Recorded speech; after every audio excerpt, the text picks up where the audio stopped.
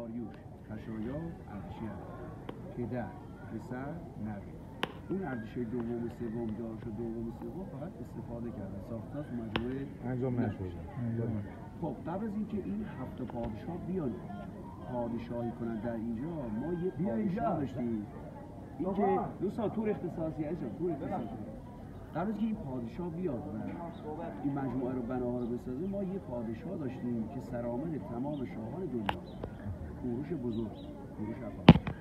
زمان کوروش پایتخت پاسارگاد بود، کاخهای کوروش، آرامگاه کوروش هم پاسارگاد. کوروش 22 سال حکومت کرد، از دنیا رفت. حکومت رسید به پسرموزادش، داریوش بزرگ، داریوش اول. داریوش داماد کوروش هم بود. آتوسا دختر کوروش همسر داریوش.